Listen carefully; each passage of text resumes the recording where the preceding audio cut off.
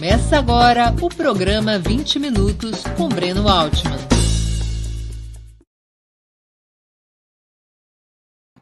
Bom dia. Hoje é 22 de novembro de 2021. Terei a honra e o prazer de entrevistar Sérgio Amadeu da Silveira, sociólogo e professor da Universidade Federal do ABC e um dos maiores especialistas brasileiros em internet e redes sociais. Antes de começarmos a conversa, gostaria de pedir que façam uma assinatura solidária de Opera Mundi em nosso site ou se tornem membros pagantes de nosso canal no YouTube. A imprensa independente e Opera Mundi precisam da sua ajuda para se sustentar e se desenvolver. Também peço que curtam e compartilhem esse vídeo, além de ativarem o sininho do canal. São ações que ampliam nossa audiência, nosso engajamento e nossa receita publicitária. Nossos espectadores também poderão fazer perguntas ao convidado na área de bate-papo do YouTube. A quem as fizer, peço que contribuam com o Super Chat ou o Super Sticker, não importa que seja um pequeno valor. Tal qual a galinha de grão em grão, Opera Mundi enche o papo e saco vazio não para de pé. A gente precisa da sua ajuda para custear o nosso trabalho jornalístico. Nosso compromisso é jamais colocar à venda o conteúdo do site ou do canal, mas para mantermos nosso conteúdo em situação de livre acesso e podermos produzir cada vez mais conteúdo, é preciso que você nos ajude das múltiplas formas: assinatura solidária, inscrição como membro pagante no canal de Opera Mundi no YouTube, Super Chat ou Super Sticker durante a transmissão. Outra forma de contribuir é através do Pix. Nossa chave é apoie@operamundi.com.br. Eu vou repetir, apoie@operamundi.com.br. A nossa razão social é Última Instância Editorial Limitada. Bom dia, Serginho. Muito obrigado por atender nosso convite. Bom dia. Para Bom mim dia, é uma Breno. honra recebê-lo novamente em nosso programa. Muito legal estar aqui de novo para conversar com a sua audiência. Cumprimento a todas e todos que estão aí.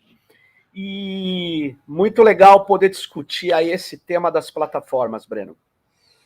Serginho, as plataformas digitais alteraram estruturalmente o fluxo das informações? As redes sociais passaram a ser a principal porta de acesso aos meios de comunicação? Olha, sem dúvida alguma, as redes sociais online e a internet antes, a internet antes começou a alterar o que nós poderíamos chamar de ecossistema de comunicação, tá? Começou a alterar. Eu, da outra vez que vim aqui, eu acho que eu, inclusive, falei disso. O difícil na internet não é falar. O difícil na internet não é expor um conteúdo. O difícil da internet é conseguir a atenção das pessoas, é ser ouvido, é ser visto. E quando surgem as redes sociais, elas passaram a ser um nó numa internet dispersa, gigantesca, com milhões de sites. Ela passou a ser um nó onde as pessoas se encontravam. Encontrava o antigo amigo de escola, encontrava pessoas e tal. E aí ela começou a ter um enorme sucesso. Eu queria lembrar que a gente pode ter uma dúvida aí, mas a primeira rede social qual foi? Alguém pode falar que foi, sei lá, o MySpace, que nem existe mais, ou não da forma como que tinha. Mas a grande rede social surge em 2004, uma muito ao lado da outra, que é o Orkut. Eu acho que em janeiro e em fevereiro surge o Facebook. E o Orkut nem existe mais. O Facebook virou a maior rede de relacionamento social online do planeta. Tem mais de 2,5 bilhões de usuários. E, para quem não ainda percebeu, viu, Breno, a importância dessas redes sociais, é só você lembrar o que aconteceu no dia 4 de outubro desse ano, há pouco tempo atrás. Um erro na configuração de roteadores que ligam enormes data centers que guardam os dados dos usuários das empresas Facebook, deixou ela de fora por 7 horas.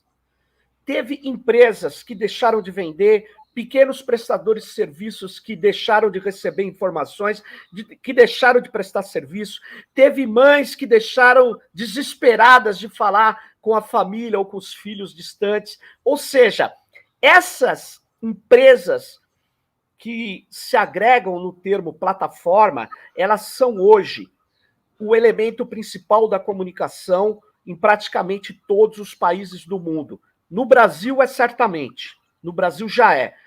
Já é há algum tempo, mas eu sei que há uma resistência de aceitar por causa da remuneração de verbas publicitárias, por causa de uma série de fatores. Mas está bem mais evidente que a comunicação hoje tem um mediador. E olha só, não estou falando um intermediário, eu estou falando um mediador. O mediador que controla... Que é algo muito mais contundente, né? Muito mais contundente. Porque o William Bonner, quando ele fala, Breno, você ouve. Você vê ele tentar falar da bolinha de papel, que na verdade não era, né? Que era um petardo na cabeça do candidato José Serra.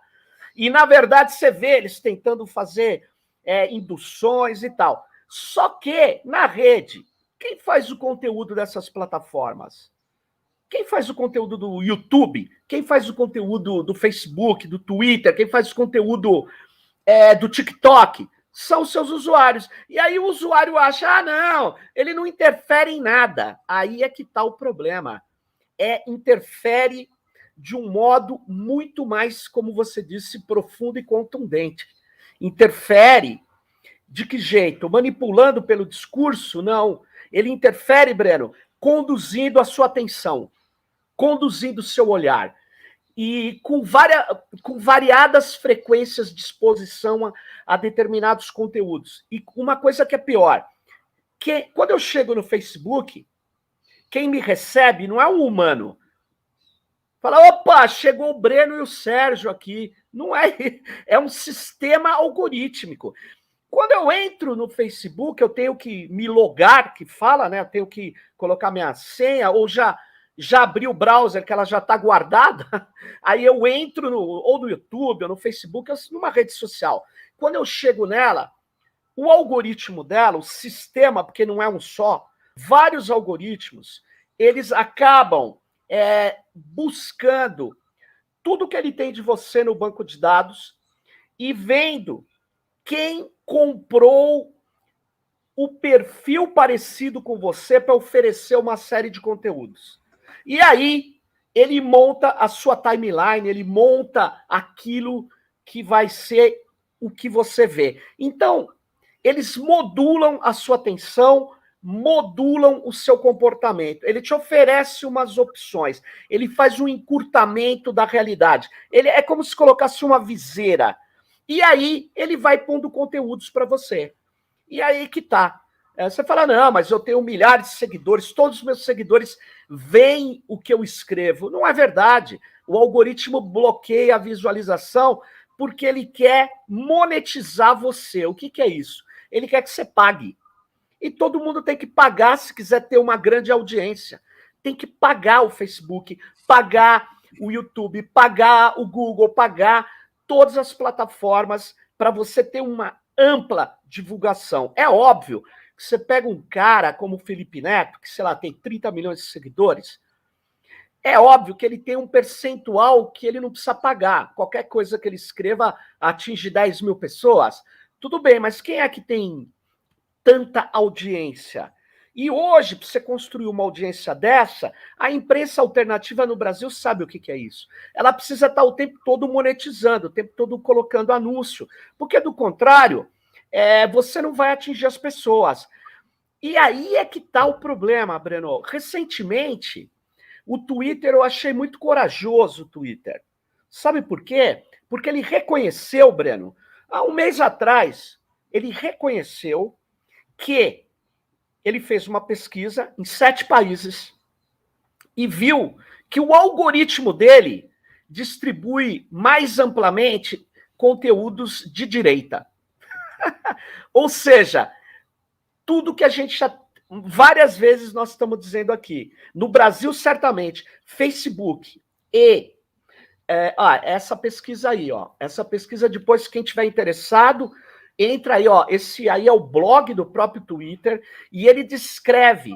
E aí ele diz assim, eu não sei por que isso acontece. Eu te digo por quê. Porque os algoritmos são baseados, na verdade, na extração de padrões do passado. E como essas redes têm uma monetização muito maior de quem é de direita, tem caras que não acreditam nisso, mas a direita tem mais dinheiro do que a esquerda, viu, Breno? Então, na verdade... Dizem que sim. Dizem que sim, eles pagam muito. Então, na verdade, quando o algoritmo vai tirar um padrão da rede toda, ele obviamente vai explorar determinados estilos e palavras-chave que são mais propensas à direita. E aí esses algoritmos, eles são algoritmos de inteligência artificial, mas é uma inteligência artificial baseada em dados.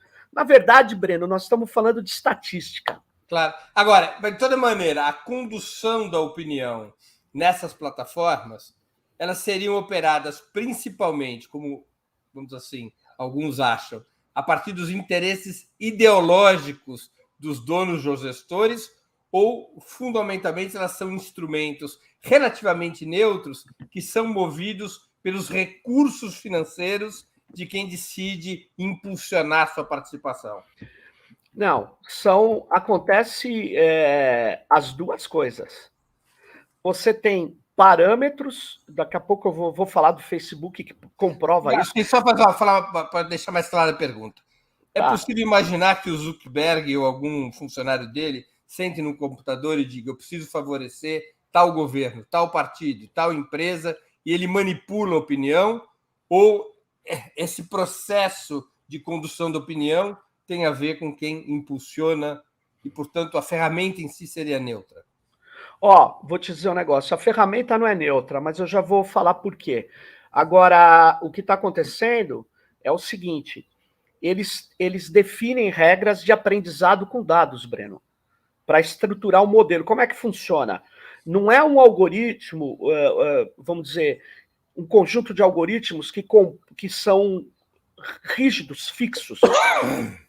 Ele tem regras e limites que são colocados para ele aprender com os dados. Nessas regras de aprendizado, para estruturar um modelo que vai ficar operando até eles mexerem novamente, eles mexem o tempo todo nesse modelo.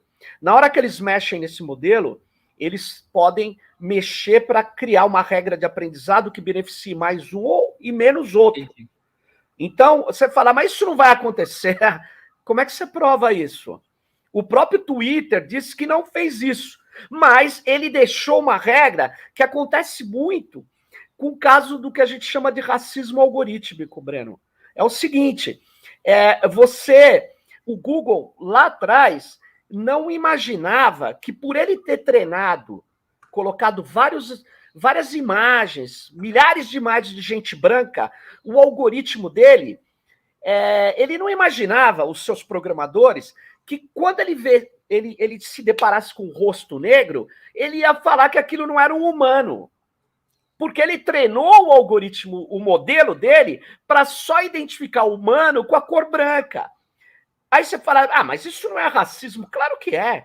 Porque ele nunca se preocupou com isso. Ele só treinou o algoritmo dele com brancos. Depois ele recuperou. Sabe o que ele fez, Breno? Ele começou a treinar com foto de negros. Mas como ele precisava de muitas fotos para treinar o algoritmo, eles pegaram fotos de presidiários. Aí você dava uma busca, jovens brancos, aparecia aqueles jovens bonitos, aquelas coisas jogando basquete. Aí você dava uma busca, jovens negros, aparecia todo mundo com aquela coisa. Então, o que acontece? Toda essa inteligência artificial dessas plataformas, elas não seguem uma gestão estritamente burocrática. E é isso que é difícil de dialogar também. Porque tem muito cara na ciência política, os weberianos. Não, a burocracia... Sim, a burocracia é um constitutivo das organizações públicas e privadas. Só que tem um problema. Agora, não dá para falar que a gestão algorítmica é burocrática. Vou dizer por quê. Porque ela é baseada, primeiro, com extração de padrões, e não é a interpretação da regra ou da lei. Ela não interpreta nada. Ela faz, ela executa, ela é 0 ou 1. O burocrata interpreta. O sistema algorítmico não interpreta nada, exceto se for dado a ele um campo de maleabilidade, mas isso tem que estar previsto, ou na regra de aprendizado, ou tem que estar previsto no código. Então, o que eu quero te dizer é o seguinte, na sua pergunta, tem alguém que pode mexer e favorecer um funcionário? Pode sim. Ele pode mexer no modelo. Ele pode, e eles mexem. Agora, está favorecendo? Se isso aconteceu? Não sei, mas o Twitter já mostrou. Já mostrou o quê? Que mesmo assumindo que eles não mexeram, eles não fizeram um ajuste. E o discurso, por exemplo, conservador, talvez discursos contra valores mais progressistas, o algoritmo expandiu mais sem monetização. E aí entra a monetização. Quando você paga por um público, ele vai te entregar uma parcela daquele público, Breno. Aí é mais difícil saber se ele bloqueia ou não. Eu acho que eles não bloqueiam. Eles bloqueiam menos. Mas quando você compra um segmento, como é muito comum, um micro segmento, você quer fazer propaganda para pessoas que são potenciais compradoras de um determinado produto, serviço ou discurso. Aí você monta a sua amostra. Aí você fala, então eu vou montar uma amostra. Mas o Opera Mundi tem um tipo de, vamos dizer assim, atendimento por parte do Facebook, que é bem diferente do Magazine Luiza, que é bem diferente de caras gigantes. Quanto mais você cresce na escala de poder econômico, mais você tem privilégios dentro do Facebook. Aí você fala, mas isso aí, de novo, vem esses comunistas falar essas bobagens. Então, antes que alguém pense isso, eu já digo, entrem numa... Breno, o The Wall Street Journal fez uma reportagem aquele jornal comunista de Wall Street. Aquele do... Wall Street é onde tem aquele boi que a gente trouxe, não foi? O touro. O touro, é boi. Touro. Tem o touro. Então, tá aí, ó, na tua tela, o Breno, The Facebook Files. Leia isso aí, quem tiver interesse de se aprofundar, é assustador o jeito que o Facebook atua. Tem uma pessoa que era uma ex-funcionária que foi importante para vazar os arquivos e dar entrevista, e a Frances Haugen, e ela diz o seguinte: alguns caras, durante um tempo, tinham licença para matar. O que é licença para matar? Tudo que eles publicavam era amplamente divulgado. Então, olha aí, ó. Pronto, o cara mexeu no algoritmo e liberou uma porta. Liberou uma regra. Aquele cara ali, ao invés de ter acesso a 0,1% dos seus seguidores, vai ter 100% de acesso. Ou até mais. Todos os seus seguidores e mais quem não é seguidor. E aí era quem? O Donald Trump, era o Neymar, só gente assim boa. E aí é que tá. Agora vem cá, Breno, o que chama? Isso aí é o quê? É opacidade total. É diferente do combate à Rede Globo. Porque o combate à Rede Globo, você via o cara falando ou deixando de falar um fato importante que tinha ocorrido, né? Manipulação ou omissão. Aqui não, por isso que eu falo modulação. Aqui, cara, você não sabe o que eles estão fazendo. Agora o Moro é o queridinho da terceira via. Será que eles não estão amplificando o Moro? Não é um acordo lá dentro? Como é que você diz que não? Porque é uma caixa preta. Hã? É uma caixa preta. Eu até esqueci de passar aí, mas tem um livro do Frank Pasquale que chama The Black Box Society, onde ele trabalha exatamente isso, a sociedade da caixa preta. Essas redes vão fazendo as coisas e a gente não sabe o que acontece, até que vem um vazamento. Mas isso acontece generalizadamente, onde tem obscurantismo, né? Repare, você vê na CPI da Covid, muita gente desconfiava, mas você vê a Prevent Senior, que fazia aquelas defesas de cloroquina. Aí uma hora você vê lá o diretor sentado lá no banco, ele fala, porque o médico tinha denunciado, tinha rompido o obscurantismo, a opacidade, e aí esse médico diz que eles falavam que óbito também era alta. Então, nas redes sociais, não tem um médico que vai sair. É uma estrutura, muitas vezes, que o funcionário nem sabe o que é, porque ela é gigantesca. Ela é gigantesca. E ela é operada por sistemas algorítmicos que têm um controle muito sério de quem manda na empresa. E três fundos, Breno, BlackRock, Vanguard e State Street, só esses três fundos, eles controlam 15% da Amazon, 17% da Apple, 18% da Microsoft. E deve controlar mais de 10% do Google, mais de 15% do Facebook. Eu não extraí os dados aqui. Mas segundo a Bloomberg. Então você vai ver que o poder do capitalismo já financeiro, ele não está mais indo simplesmente para o mundo industrial, tradicional, ele está indo para as plataformas. E as plataformas não estão só mais na comunicação, Breno. As plataformas estão em todos os segmentos da economia importantes. Eles estão na saúde. Hoje nós vamos ver que a gente já está assistindo Microsoft, Amazon, Facebook entrando na área da saúde. A Amazon certamente vai ampliar também a área da agricultura dela. Então, eles estão montando cadeias de negócio, porque a plataforma é genial, né? Ela trabalha com dados, por isso que ela não é intermediária. Ela entra no meio do caminho e ela acaba unindo o lado da oferta com o lado da demanda.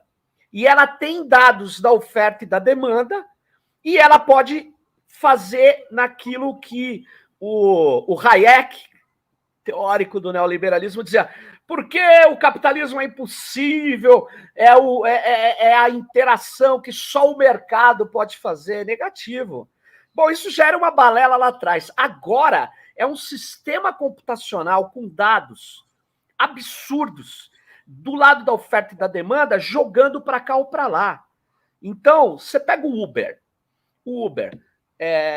Começa a chover na cidade, começa a escalar o preço. Você fala, porque a lei da oferta e demanda é porra nenhuma, porque eles sabem que você está se molhando e que você vai estar disposto a pagar mais caro. Aí ele orienta os motoristas aí, mais para o lado de cá ou para o lado de lá. Ele pode até tomar prejuízo em 2 horas do dia, mas não é assim que se calcula financeiramente a empresa. Ela se calcula no ano. Então, eles fazem o jogo de modular o comportamento, de oferecer caminhos para você e restringir outros, e muitas vezes bloquear outros.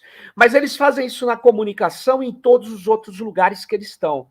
Não é à toa que alguns caras acham que o melhor jeito de caracterizar o capitalismo hoje é chamando de capitalismo de plataforma. É óbvio que o capitalismo não tem só plataformas, mas o capitalismo tem as empresas hoje que estão se dando melhor, com maior lucratividade ou com maior extensão, são plataformas americanas e chinesas. Os chineses estão ganhando muito com isso também. Serginho, as plataformas são atualmente uma ferramenta de planejamento militar e de inteligência? São, certamente. Elas são... Primeiro, Breno, as plataformas elas são enormes coletoras de dados. Se você é o Estado norte-americano, o Snowden já nos mostrou isso. Você acha que você vai deixar de ter acesso a esses dados com todo o aparato legislativo que eles têm, a Lei de Defesa Patriótica e tantas outras? Você acha que eles não vão utilizar isso para o posicionamento geoestratégico da sua classe dominante e do Estado?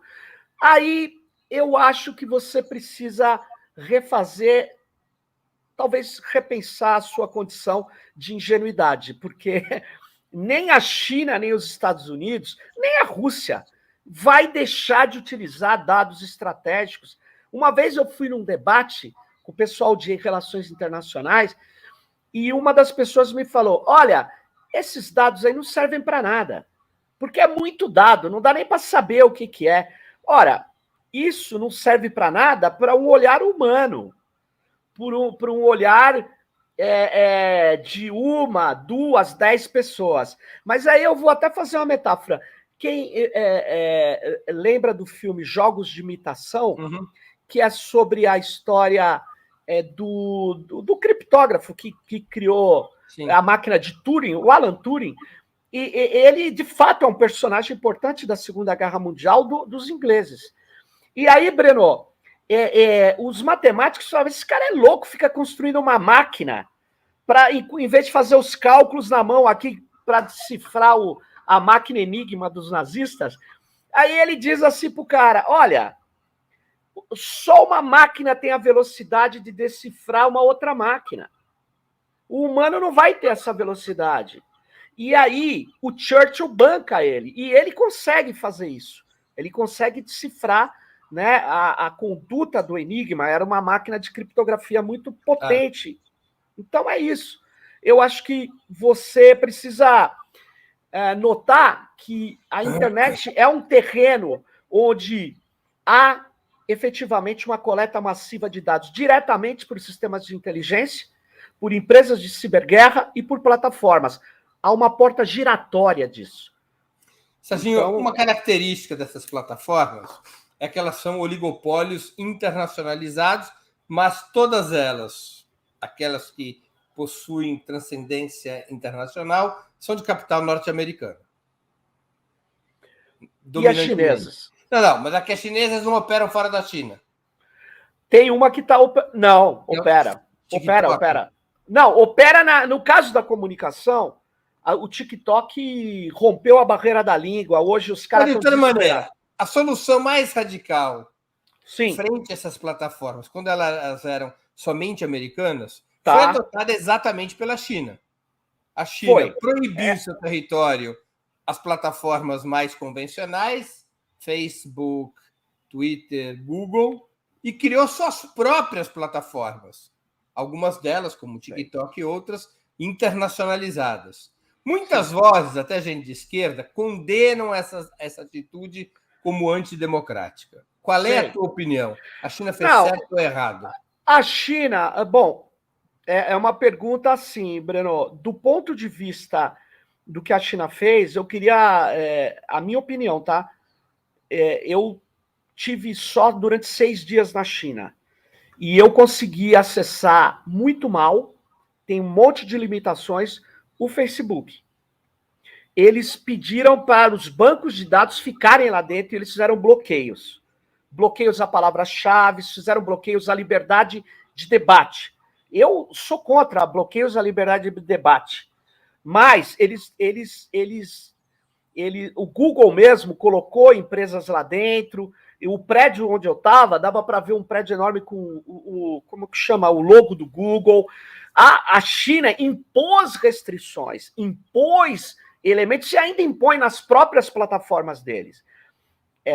Eu acho que impor restrição a um debate democrático é ruim, é extremamente perverso. Agora, não controlar as plataformas como a gente vem fazendo, ou seja, não ter uma regulação legal, não ter tratar todos os dados como se fossem imprescindíveis para funcionar a internet, eu acho um equívoco. Vou dar um exemplo. Para funcionar a internet, metadados, alguns metadados são fundamentais.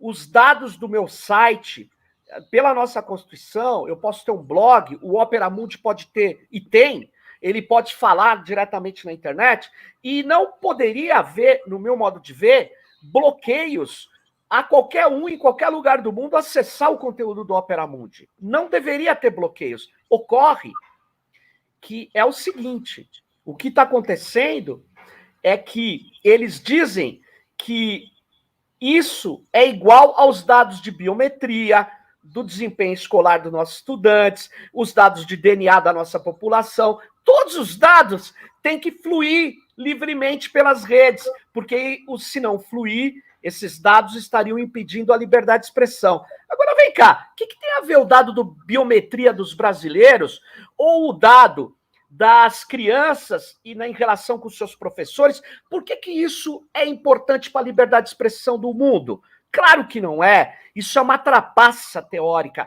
é uma trapaça ideológica. Essas operadoras de dados, extratores de dados, querem cooptar os dados para poder fazer análises preditivas e interferir na nossa população. Interferir comercialmente, economicamente e ideologicamente. É óbvio. Mas assim, a medida concreta que a China tomou, eu entendi a separação que você fez sobre a restrição à liberdade de debate e de expressão. Agora, do ponto de vista organizacional, quando a China diz eu vou ter minhas próprias plataformas, a parte este problema da restrição à liberdade de expressão, a China fez certo? A China, ela fez certo não só nisso, mas não da restrição, já te falei. Isso já entendi. Eu vou te falar. Plataformas. Ela criou suas plataformas de que jeito? Aí é controverso, Breno. Eu não tenho uma informação precisa sobre essa criação. Dizem que eles dizem, eu tive até o meu podcast lá, Tecnopolítica, conversei com um cara que entende muito de China. Ele diz, não, a China liberou e incentivou os caras para construir plataformas e competir entre eles. Eu acho que eles fizeram mais do que isso. Eles bancaram algumas plataformas, mas eu não vou entrar no mérito. Aí, eles estão usando um discurso, inclusive, do capitalismo. Não, eu me fiz por conta própria. Tudo bem, parabéns para os chineses.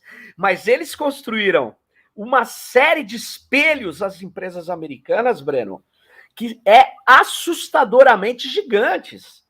E eles desenvolveram uma capacidade tecnológica. Porque, vamos falar a verdade, Breno, o poder americano é difícil, né? Ele não vem da superioridade racial dos texanos, Breno, que nem raça entre humanos existe. Eles têm uma classe dominante que há muito tempo percebeu que tecnologia é um fator de poder econômico. A Apple é a Apple não é porque o Steve Jobs usava brinquinho, é porque eles tinham tecnologia de ponta.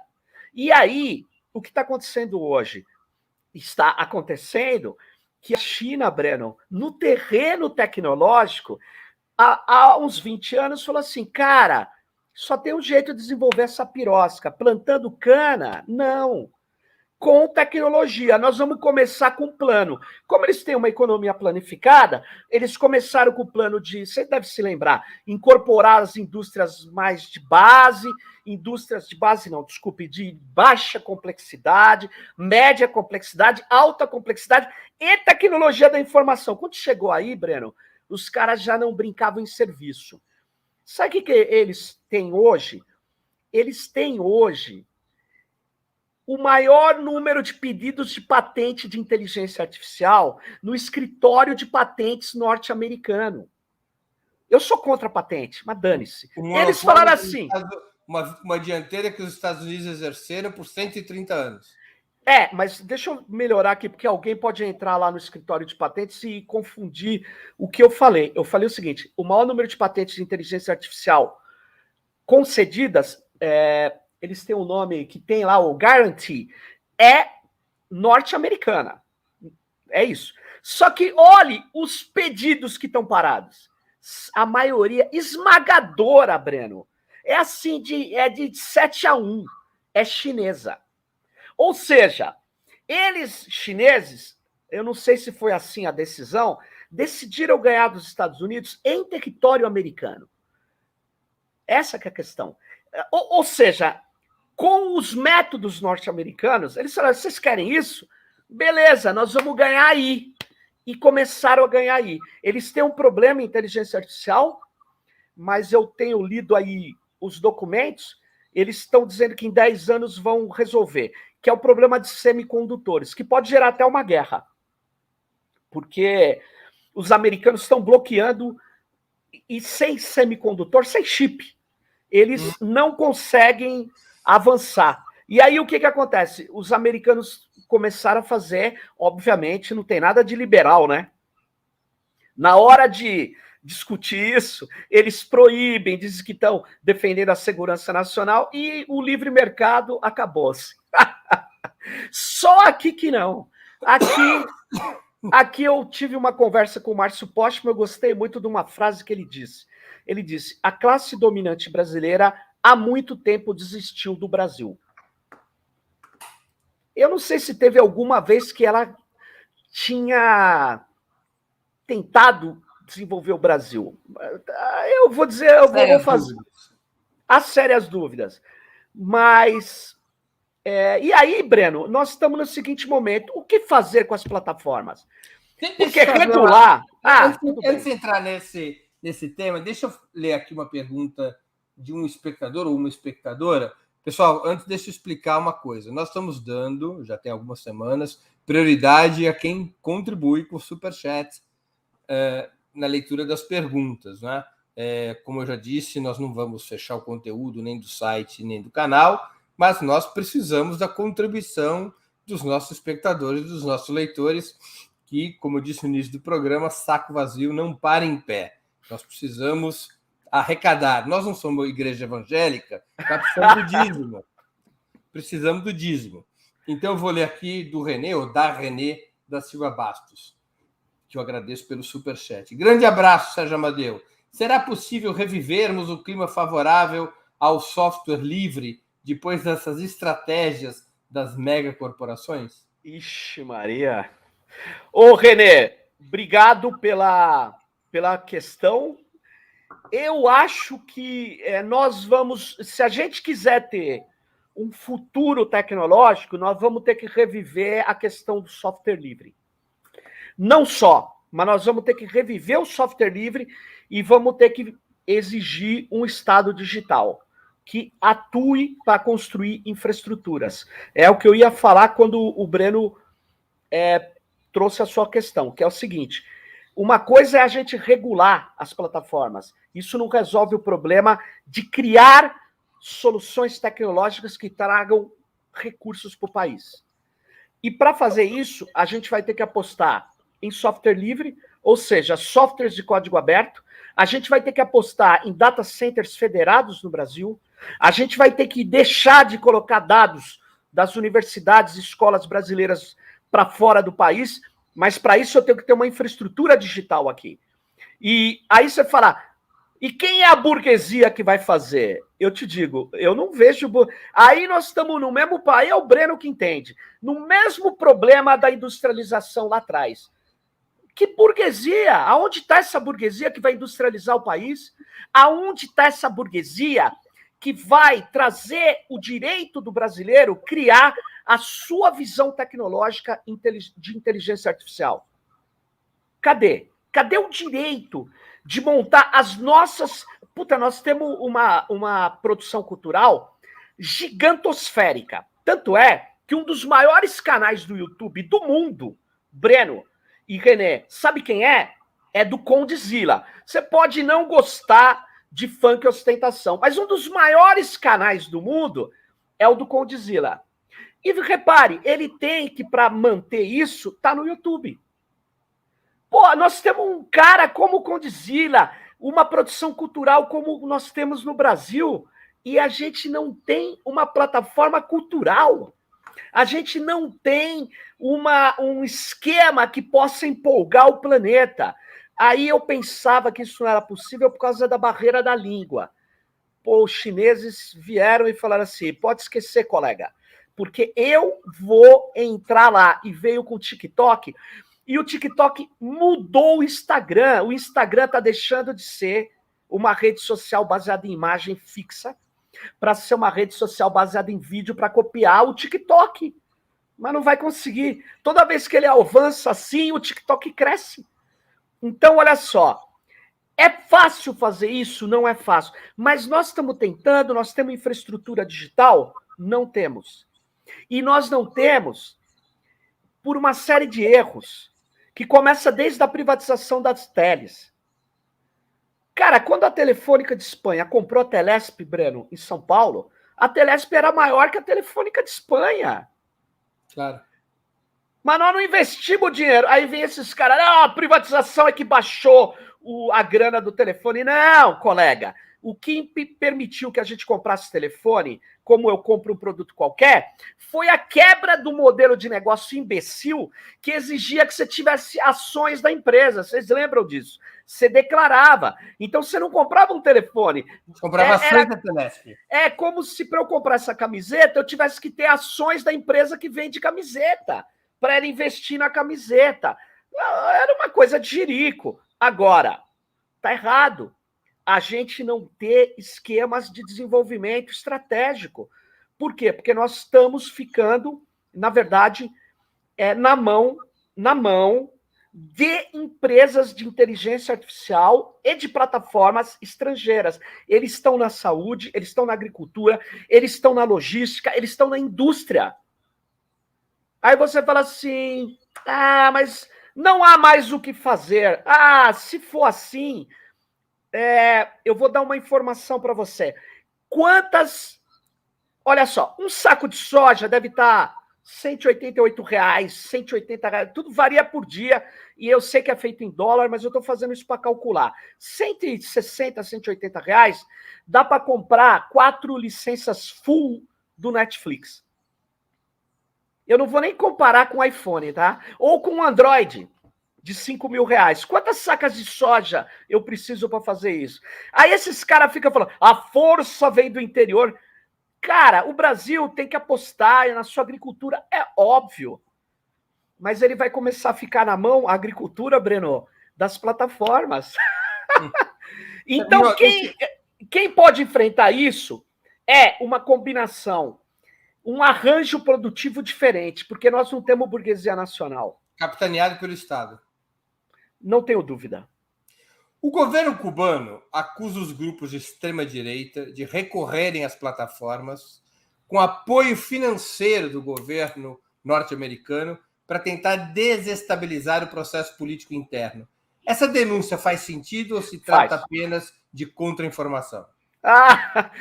Ô Breno, essa denúncia não só faz sentido, como, vamos lá, eu tenho um livro de um cara que é um grande teórico e estrategista norte-americano, chamado Joseph Nye Jr. Joseph Nye Jr.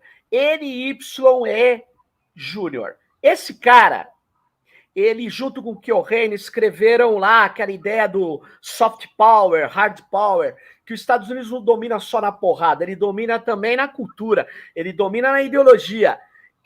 Esse Joseph Nye Jr. tem um livro já do século XXI, chama O Paradoxo do Poder Norte-Americano. Está traduzido em português. Eu acho que a editora é a Unesp. O Paradoxo do Poder Americano. E aí, Breno, sabe o que está escrito lá? Em alto relevo, ele diz assim, eu preciso levar os meus interesses para os povos que eu tenho que dominar, porque fica mais barato a minha dominação. Então, eles têm que querer ser dominados como eu. Eles têm que ter os meus valores. E aí, eu tenho uma orientanda que pesquisou a internet em Cuba. E ela colocava esse problema. Na hora que o Obama, ao contrário dos cucarachos lá da extrema-direita de Miami, o Obama falava, vocês são burros, gente, vamos pôr a internet em Cuba, vamos botar, mantém o bloqueio, mas a gente leva gigabytes, terabytes, porque aí nós vamos travar a luta ideológica lá dentro.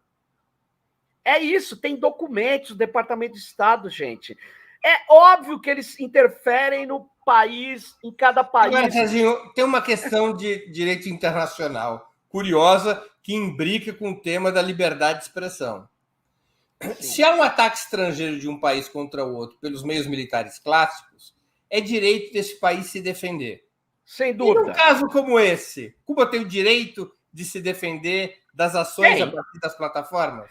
Tem, mas aí, Breno, é uma discussão que ela vem junta com o ataque que está sendo feito ao socialismo, que está sendo feito a um tipo de organização de participação da população, que não é liberal democrática, que não é baseado no poder do dinheiro, nos votos, com santinho, com... Então, Cuba tem um problema. Cuba diz assim, eu não posso assumir determinados tipos de democracia como um deles, porque os Estados Unidos já tentou matar, já tentou bloquear, já tentou destruir aqui. Então eu tenho que ter um governo, ele justifica um governo mais duro, exatamente para poder proteger ali. Para poder proteger o quê?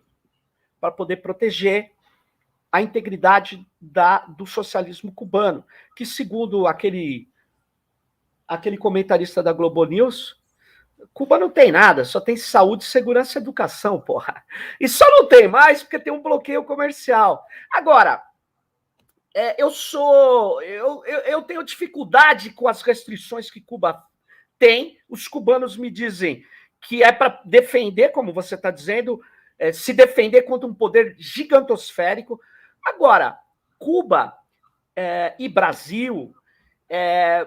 eles não precisam fazer determinados bloqueios, eles precisam fazer restrições, eles precisam ter bancos de dados lá para poder entrar, eles precisam poder ter recursos para poder competir com esses caras e, na verdade, criar as suas plataformas, criar as suas possibilidades comunicacionais, porque você pode me dizer assim, não, mas o capitalismo sempre vai ganhar. Aí fica difícil, né? Eu não sei se ele sempre vai ganhar. Eu sei que a gente nunca teve aquilo que o Gramsci falava, que é tentar, nesses países mais avançados, por exemplo, o Brasil não é um país avançado do capitalismo, é um país complexo e com uma economia diversificada. Mas aqui nós nunca disputamos a direção cultural com instrumentos. Você disputa dentro da Rede Globo, disputa dentro da... Mas não tem instrumentos. Não tem, não vi. Eu não conheço nenhum. Não conheço nenhum. Então Você acredita que essas plataformas, às quais se somam redes fechadas como o WhatsApp, que também é de propriedade do Facebook, continuam a ser um território que poderá ser ocupado pela extrema-direita brasileira na campanha eleitoral de 2022? Continua e será. Sabe por quê, Breno? O WhatsApp, ele tem 94% dos brasileiros com acesso à internet. Tem o WhatsApp. O número de celulares no Brasil, segundo as operadoras, o número de celular é o dobro do número de habitantes. Eu não sei se esse dado é procedente, mas o outro que eu te falei que é do CETIC. 94% dos brasileiros que têm acesso à internet usam o WhatsApp. O WhatsApp, ele já foi muito bem empregado pela extrema-direita, junto com o YouTube. O YouTube tem uma projeção muito grande no Brasil, então, na verdade, você tem o YouTube e o WhatsApp. Como é que a extrema-direita age? Recorta vídeos do YouTube e joga no WhatsApp Business. Joga... Por quê? Porque o WhatsApp normal, o não business, bloqueou as listas de transmissão. Então, eles entram de fora do país, entram de dentro e disparam. Tem lá os grupos espontâneos, mas tem os disparos microsegmentados. Quem estiver me ouvindo, pode entrar aí e escrever assim, disparos massivos WhatsApp. Você vai comprar um monte de cadastro, basta ter dinheiro. Dinheiro que não falta à extrema-direita. Serginho, qual o caminho para enfrentar as fake news? Autorregulação das plataformas, como ocorre hoje, ou adoção de algum sistema especial de justiça? A autorregulação das plataformas já não deu certo, porque elas não se regularam, e agora a gente está vendo que elas beneficiaram o discurso de direita. Eu acho que o YouTube beneficiou a extrema-direita, um pouco diferente pior que o Twitter. Acho que o Facebook beneficia determinados grupos. Bom, eu acredito em regulação de regras, regulação forte sobre essas plataformas, só que essa regulação deveria também controlar o dinheiro. Aí é que está o problema. Existe um PL 2630 que está em discussão lá, o relator é o deputado Orlando Silva, do PCdoB, ele tem feito um trabalho de ouvir, junto com a deputada Bruna Furlan, todo mundo, tem tentado fazer um acordo, mas é muito difícil, porque tem interesses políticos e econômicos bem díspares aí. Agora, tinha um erro muito grave, na minha opinião, Breno, que era o seguinte, talvez eu possa me explicar. Considerar todo mundo culpado até que prove em contrário não resolve o problema do disparo da extrema-direita. O que é dito de outra forma, você guardar metadados, dá mais poder para o WhatsApp, guardar metadados de todo mundo o tempo todo, para poder mostrar a cadeia da onde surgiu a fake news e penalizar quem reproduziu, vai simplesmente gerar, numa única cadeia de fake news, 40 mil suspeitos. A polícia vai atrás de 40 mil suspeitos. E além de fragilizar os grupos que usam o WhatsApp, eu recomendo que não, mas o que eu posso fazer? Grupos do Movimento Popular, de Direitos Humanos, do MST, sabe o que vai acontecer? Eles usam. Sabe quem vai ser vítima dessa guarda de metadados? Eu te falo. A vítima do sistema judicial brasileiro, que são os mais pobres, os movimentos sociais. Então, o Orlando até mudou isso. Ele está tentando bancar uma coisa que não sei se vai funcionar, mas é uma tentativa de, quando você tem a suspeita de um perfil jogando essas desinformações, ele passa a ser investigado, e aí, a partir disso, tudo que ele fizer passa a ser guardado. Eu acho que isso é como se faz uma investigação. Agora, é suficiente? Não é. Sabe por que não é, Breno? Porque eu já insisto com vocês e todos e todas que estão nos ouvindo. Os disparos massivos partem dos empresários bolsonaristas e de seus esquemas do WhatsApp Business. Se você ficar só querendo pegar a campanha oficial do Bolsonaro, você não vai encontrar nada. Os caras fazem e vão fazer cada vez mais a ideia de disparos lá de fora. Quando a gente queria evitar o spam no Brasil, Breno, a gente corria atrás, sabe do quê? A gente corria atrás de IPs. E bloqueava um IP, ia atrás do outro tal, e não chegava a lugar nenhum, porque os caras iam mudando de IPs. Aí se chegou à conclusão seguinte: proíbe. Proíbe um sistema técnico que chama Porta 80, que é o principal modo de jogar spam. Fechou aquilo, o direito de quem foi violado? Só dos spammers. Quebrou-se um pedaço da neutralidade da rede? Sim, mas só aquele pedaço. Só a Porta 80 foi fechada. Então, na verdade, dá para fazer isso para evitar desinformação? Não. Sabe por quê, Breno? Porque a desinformação é a principal estratégia da extrema-direita. E aí alguém falou, precisa de formar provas. Eu te digo, vocês sabem o que está rolando? Há uma semana atrás rolou nos dutos bolsonaristas a mentira de que se você tomar vacina contra a Covid-19, você pega a AIDS, ou fica mais fácil de pegar a AIDS. Síndrome de deficiência imunológica. Pois bem, quem falou isso? Eu te digo quem. Foi o Jair Bolsonaro em uma live. Por que o Alexandre de Moraes não prende ele? Porque não é assim que funciona, né, Breno? Porque tem uma... Você é favorável ao cancelamento de contas como medida preventiva contra autores contumazes de fake news? Ou seria melhor a democracia, a punição de casos concretos? Punição de casos concretos e bloqueio depois do devido processo legal. Ou durante o devido processo legal. Agora, chegar para uma plataforma e dar o direito dela bloquear canais, como já bloqueou meu podcast em 3 episódios, eles bloquearam. Aí eu reclamei, eles desbloquearam. Por que eles bloquearam? Eles não dizem. Eu sou contra. Aumentar o poder das plataformas. Eu sou contra. Eu acho que a gente tem que fazer com que o judiciário atue. A democracia tem que atuar e tem que ter lei. E aí eu acho o seguinte, Breno, tem que ter uma lei que permita com que a gente tenha uma série de regras.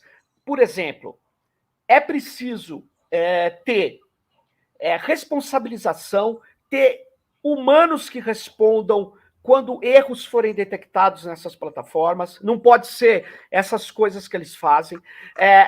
Tem que ter explicabilidade se eu pedir. Por que vocês chegaram a essa conclusão? Eles precisam explicar. Tudo que é público precisa ser explicado. Aí eles falaram para mim assim, mas esse algoritmo aí, ele é de rede neural, ele é inescrutável. Ele não pode sobre ele exercer conhecimento. Aí eu digo a eles, então não use. Por que não use? Porque ele viola o meu direito de contestar um bloqueio que eles possam estar fazendo.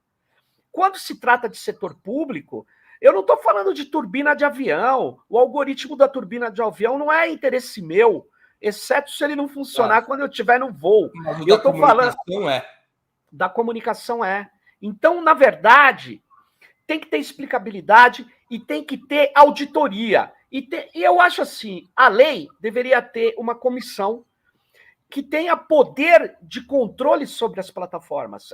O famoso, que eu vou falar uma palavra juridicamente técnica, que é poder de polícia. Você tem que ter a condição... Alguém tem que controlar as plataformas. E tem que ser a sociedade civil, não pode ser só o poder judiciário. Até porque o poder judiciário vai julgar, Breno. Eu não gosto dessa coisa. Eu sou aí, como você chama, da velha guarda. O judiciário julga, o Ministério Público oferece a denúncia e o Legislativo cria a lei. Eu sou dessa época. Serginho, o que poderia fazer um novo governo de esquerda para regulamentar as plataformas? Seria possível torná-las mais transparentes e colocá-las, como você está defendendo, sob alguma forma de controle público? Eu acho que isso tem que colocar, mas ele vai ter que ajudar a aprovar isso no Legislativo, caso não tenha aprovado. E vai ter que melhorar os instrumentos legislativos que tem hoje, que foram piorados pelo pior Congresso, na minha opinião, que o Brasil já teve, que é esse que está aí. Esse Congresso aí não tem a mínima condição. Então, eu espero... e chamo a todas e todos que estão nos ouvindo, a gente precisa remover o Bolsonaro, precisa eleger um presidente adequado, e eu acho que o presidente que nós deveríamos votar nessa eleição é o Luiz Inácio Lula da Silva, só que tem um problema, Breno, não basta o Lula, tem que eleger muito deputado. E aí depois não adianta reclamar, você elege esses cacarecos que tem aí, depois falar, os políticos não prestam. Como? Pelo amor de Deus. Não permita, não jogue seu voto fora. Então, eu acho que a gente tem condição de reorganizar essa legislação e a gente precisa de uma legislação que tenha uma regulação das plataformas aqui, vai enfrentar um lobby pesado dessas plataformas, enfrenta esse lobby pesado. Por quê? Porque essas plataformas querem continuar livre, leve e soltas, ditando as regras da democracia com sistemas opacos que a gente não sabe como funciona. Na sua opinião, quais seriam as principais medidas? A principal medida, Breno, é primeiro o seguinte, a gente tem que ter transparência das regras de conduta interna dessas plataformas. Aí você pode dizer, não, mas isso viola o copyright. Não, eu não quero nem transparência de código.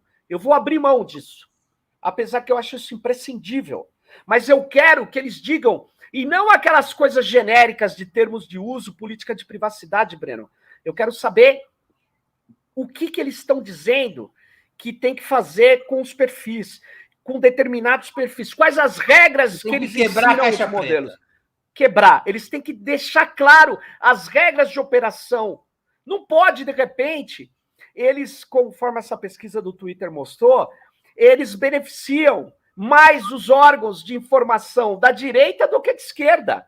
Não é só político, não. É o que eles chamam de órgãos de mídia. Deveria haver, portanto, uma Câmara político-científica de controle? Sim, tem que ter, aí sim, uma comissão que tenha poder de fazer portarias ou a regra equivalente que ela possa soltar para, na verdade, fazer com que determinadas especificidades que surgirem sejam controladas. Porque não dá para você ter uma lei que controle tudo. Você tem que ter regras gerais e tem que ter uma comissão. Tem que ter uma comissão que é composta de amplos setores, inclusive o deles. Tem que estar lá na comissão. Agora, e o Estado junto. E o judiciário à parte. Por quê? Porque o judiciário vai vai ter que decidir o choque entre essa comissão e essas plataformas. Então, na verdade, eu acho que tem que ter um controle que a nossa Constituição permite. A nossa Constituição é muito avançada. Todo poder emana do povo, está no artigo 3, pode ser exercido por meio de representantes ou diretamente. Está escrito lá. Então, nós não fazemos valer o que está na nossa Constituição, nós precisamos de uma comissão de controle. E aí, Breno, eu estava falando de comissão de controle, você fala controle, vai violar a liberdade de expressão. Não vai violar nada. É controlar quem quer violar a liberdade de expressão, que são as plataformas. Entendi. Essa que é a questão. E aí eu quero dizer uma coisa. Antes que você encerre esse programa de 20 minutos, que tem muito mais de 20 minutos, né? Eu quero mudar a chave aqui da discussão e trazer o seguinte. Essas plataformas, essas empresas de tecnologia, Breno, elas estão vindo aqui no Brasil extraindo dados, fazendo pesquisa com dados de brasileiras e brasileiros que a gente nem sabe que tipo de pesquisa é. Se eu for fazer uma pesquisa, Breno, na minha universidade, eu tenho que passar meu questionário por uma comissão de ética. Eu queria dizer o seguinte, eles fazem experimentos o dia inteiro com os usuários e nós não sabemos quais são. Então, eles precisam prestar conta de que experimento eles estão fazendo. Aí você fala assim, que ingenuidade, eles vão esconder os experimentos piores. Sim, mas sempre vai haver um vazamento. E sempre nós vamos poder conseguir informações desse vazamento. Então, na verdade, a gente tem que proibir esse tipo de experimento. E segundo, nós temos que proibir o fluxo internacional de dados sensíveis. Dados que não deveríamos deixar de sair do Brasil, como fez a China. Entendi. A China é autoritário. Agora, dá para... eu não estou falando de liberdade de expressão. Eu queria mostrar esse aplicativo SouGov. Esse aplicativo, Breno, é para 1 milhão de pensionistas e servidores públicos federais. Você sabe que toda vez que você usar o chat desse aplicativo, ele envia os dados. Sabe para onde, Breno? Transferência Internacional de Dados. Ele envia os dados para IBM, tá aqui, IBM Watson, nos Estados Unidos. Eu queria que você voltasse a tela. Tá aí o computador da IBM. Volta um pouco no termo de uso. Eu sei que é chato, mas eu sou obrigado a ler essa frase, Nesse contexto, o usuário fica ciente de que os dados digitados no chat poderão ser transferidos internacionalmente e ficam armazenados na infraestrutura da empresa por período de 30 dias. Após esse período, os dados são excluídos em definitivo. Tal armazenamento tem o objetivo de prover o aprendizado de máquina da ferramenta de chat denominado Watson, onde as interações dos usuários do chat são utilizados para o aprendizado pelo computador. Ou seja, Breno, nós estamos usando dados dos servidores públicos federais para treinar o modelo de aprendizado de máquina da IBM. E isso não é um escândalo no Brasil. A Globo, a Folha de São Paulo, o Estadão aplaudem isso, porque é moderno.